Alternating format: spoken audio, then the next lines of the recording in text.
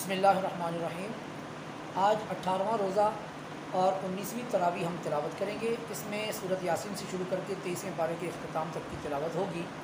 آج جو کچھ بیان ہوگا اس کا خلاصہ آپ کے سامنے پیش خدمت ہے۔ سورۃ یاسین مکی صورت ہے، 83 آیات، 5 رکوع، 729 کلمات، 3000 اس میں حروف ہیں۔ اس صورت میں اللہ تعالیٰ نے کفار حضور نبی کریم صلی اللہ علیہ وسلم کو کہتے تھے کہ لست مرسلہ، اس کا بیان فرمایا کہ اللہ تعالیٰ نے فرما دیا کفار کا رد کرتے ہوئے کہ اللہ تعالیٰ قرآن کی قسم کے ساتھ فرمایا کہ اے محبوب آپ سیدھی راہ پر بھیجے گئے ہیں۔ اللہ تعالیٰ کی راہ میں خرچ کرنے کا حکم ہوتا ہے۔ کچھ لوگ کہتے ہیں کہ ہم ان کو کیسے کھلائیں جن کو اللہ تعالیٰ نے کچھ نہیں دیا، جب اللہ چاہتا تو خود بھی ان کو دے سکتا تھا، ہم ان کو کیوں دیں؟ تو اللہ تعالیٰ نے ان کا بھی رد فرمایا ہے۔ قیامت اتنی اچانک آئے گی کہ کوئی بھی سمجھ نہیں پائے گا، لوگ آپس کے کاموں میں لگے ہوں گے، وصیت بھی نہ کر پائیں گے کہ قیامت اچانک آ جائے گی، سب مر جائیں گے۔ جب دوسری مرتبہ سور پھونکا جائے گا اور لوگ قبروں سے باہر نکلیں گے تو کفار یہ کہیں گے کہ کس نے ہم کو نیند سے اٹھا دیا، یعنی اتنی اچانک کہ ان کو یہ بھی پتہ نہیں چلے گا کہ ہم مر کر دوبارہ زندہ ہو چکے ہیں۔ قبر کا عذاب ان کو قیامت کی ہولناکیوں سے ذرا کم لگے گا۔ ہر گناہ گار کے اعضاء، ہاتھ، پاؤں، آنکھ وغیرہ اس کے گناہوں کی گواہی دیں گے۔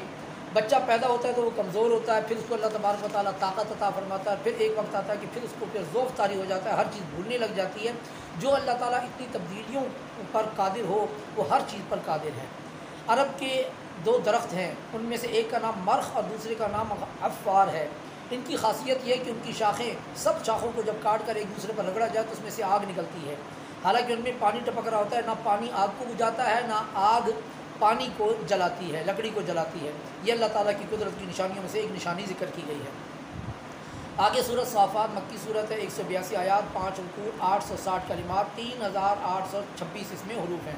قیامت کے دن پرصراط کے پاس بندہ اپنی جگہ سے ہل بھی نہیں سکے گا جب تک کہ اس سے یہ 4 سوال نہ پوچھ لیے جائیں کہ اس کی عمر کس کام میں گزاری، اس کا علم کہ کیا عمل کیا، تیسرا اس کا مال کہ کہاں خرچ کیا، چوتھا اس کا جسم کہ اس کو کس کام میں لایا۔ ان سوالات کا ذکر بھی یہاں پر کیا گیا ہے۔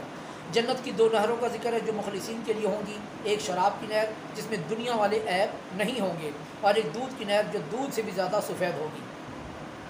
جنت کی حوروں کا تذکرہ اور ان کے حسن کا ذکر کیا گیا ہے۔ جنت میں ایک شخص فرشتوں سے پوچھے گا کہ میرا ایک دوست تھا، وہ دوبارہ زندگی پر یقین نہیں رکھتا تھا، اس کا حال تو دو۔ تو فرشتے کہیں گے کہ جھانک کر دیکھو، جب جھانک کر دیکھے گا تو جہنم کے بیچ میں اس کو پائے گا۔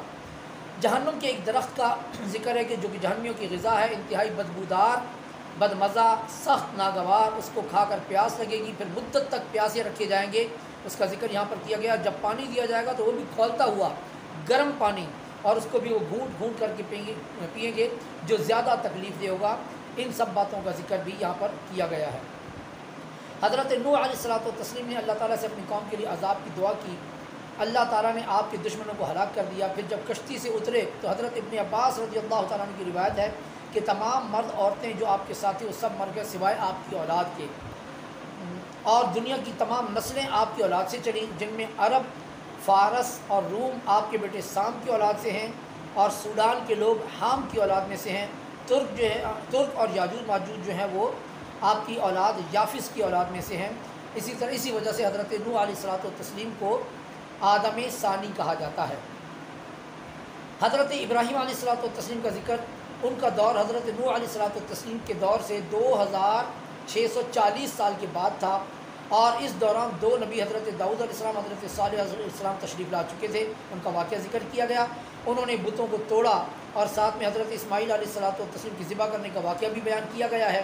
اللہ تعالیٰ نے ان کی امت کی سلامتی کا ذکر فرمایا، ان کی قوم کو سلامتی عطا کی، اور ان کی قوم کا یہاں پر ذکر کیا گیا ہے، اور جو جنت سے دنبا لایا گیا تھا اس کا بھی ذکر اسی جگہ پر موجود ہے۔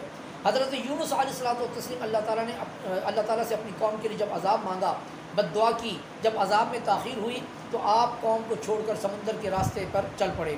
بیچ سمندر میں کشتی جب رک گئی اور ڈوبنے لگی تو لوگوں نے کہا کہ کوئی اس کشتی میں بھاگا ہوا غلام موجود ہے۔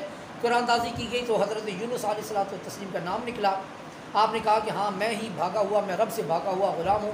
تو اس دور کے قانون کے مطابق آپ کو سمندر میں ڈال دیا گیا، یہی وہاں کا دستور تھا۔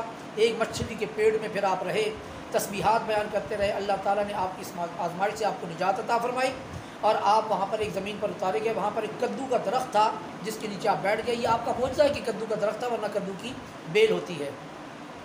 پھر اس کے بعد وہاں پر اللہ کے حکم سے ایک بکری آتی تھی جو روزانہ آپ کو دودھ پلاتی تھی، اس کی وجہ سے آپ کے جسم پر جو بال بھی جھڑ گئے تھے، کھال بھی کمزور ہو گئی تھی، ان دو کدو اور دودھ کی وجہ سے اللہ تبارک و تعالیٰ نے آپ کو طاقت عطا فرمائی۔ پھر آپ اپنی سرزمین موصل میں قوم نینوا کی طرف واپس بھیج دیے گئے۔ سورت صاد مکی صورت ہے، 88 آیات، 5 رکوع، 720 کلمات، 3067 اس میں حروف ہیں۔ آقا دو عالم صلی اللہ علیہ وآلہ وسلم کی تبلیغ کے نتیجے میں حضرت عمر رضی اللہ تعالیٰ عنہ جب مسلمان ہو گئے تو کفار کو بہت دکھ ہوا، اور اسی دکھ میں 25 افراد ابو طالب کے پاس آئے اور فیصلہ کرنے کے لیے کہ حضور نبی کریم صلی اللہ علیہ وسلم سے پوچھو کہ آپ ہمارے خداؤں کو کچھ نہ کہیں، ہم آپ کے خداؤں کو کچھ نہ کہیں گے۔ تو آپ نے ارشاد فرمایا کہ کیا تم ایک کلمہ توحید پر راضی ہو جاؤ گے؟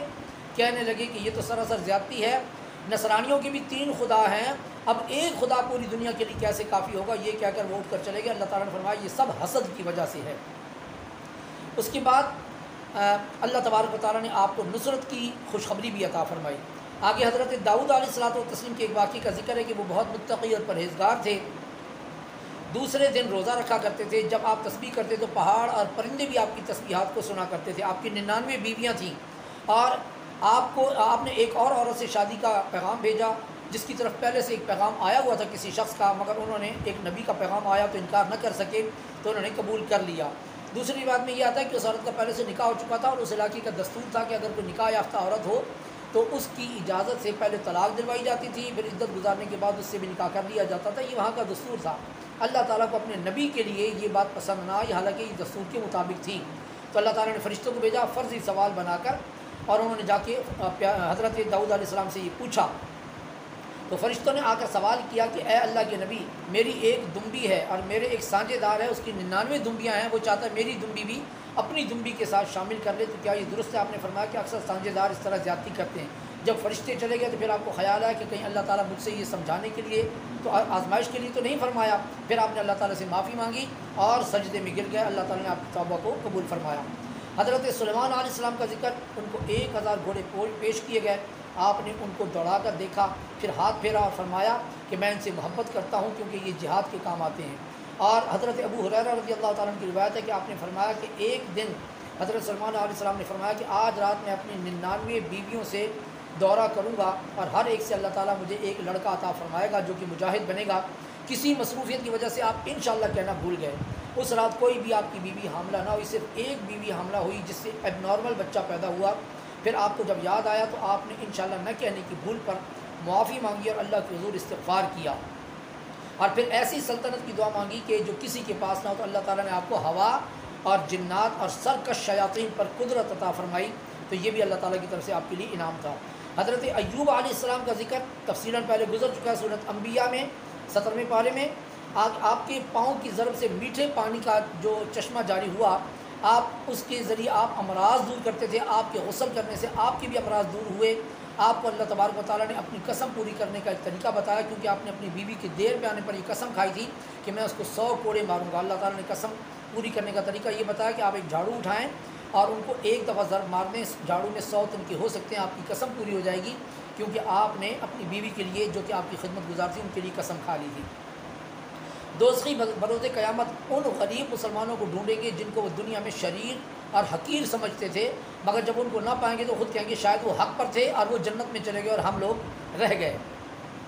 شیاطین نے سجدہ نہ کرنے کی وجہ بتائی کہ اے اللہ، مجھے تو نے آگ سے بنایا ہے اور آدم کو مٹی سے بنایا ہے، میں بہتر ہوں، آگ افضل ہوتی ہے مٹی سے، تو لہذا میں سجدہ کیسے کر سکتا ہوں؟